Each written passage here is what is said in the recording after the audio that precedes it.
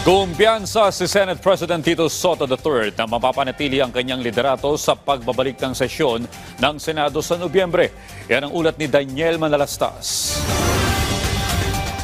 Sa isang pulong balitaan, may ilang usapin na binigyan linaw si Senate President Tito Soto kagaya ng issue sa chairmanship ng Senate Blue Ribbon Committee. Natanong kanina si Soto kung nanganib ba talaga ang Senate presidency na mawala sa kanya bago magbitiw si Senator Panfilo Lacson bilang Blue Ribbon Committee Chairman, na ngayon ay inaasa magbabalik na bilang chairman ng komite pagdating ng Nobyembre. Matatanda ang may alingas-ngas na marami umanong hindi masaya sa direksyon ng investigasyon sa flood control. Pero tinabla ni Soto ang mga ito.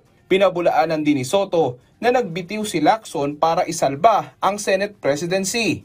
In all honesty, I did not think so. I was relying on the honesty also and the integrity of my colleagues. Meron ganung mga salita pero nanaig pa rin ako. Tingin ko sa side na hindi, straight thinker sila eh. Straight thinkers yung mga colleagues ko eh. No, he did not. No. That was a idea of some people. Nangingiti lang kami ni Ping. Kumpiyansa rin si Soto na mapapanatili niya ang kanyang liderato oras na magbalik sesyon sa Nobyembre. Hinggil naman sa budget ng DPWH, sakaling matuluyang matapyasan ang pondo ng kagawaran, may mungkahi na siya.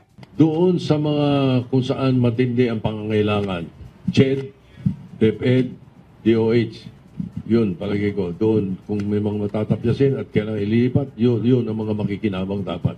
Makikinabang din yun sa kabuuan dahil pwedeng mabawasan sa kabuuan. Pero may pinalutang din si Soto na posibleng magpasa ng 2026 national budget na mas mababa pa sa orihinal na bersyon o mas mababa pa sa National Expenditure Program.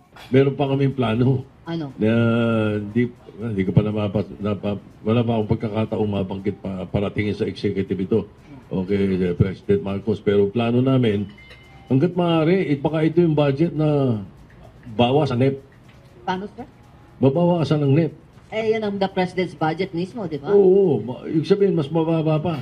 Oo. So, mas mababa yung utangin natin. Hindi ba? Yan ang target namin. Nauna nang tiniyak ni Senate Committee on Finance Chairperson Sherwin Gatchalian na on track ang Senado sa pagpasa ng budget. Daniel Manalastas para sa Pambansang TV sa Bagong Pilipinas.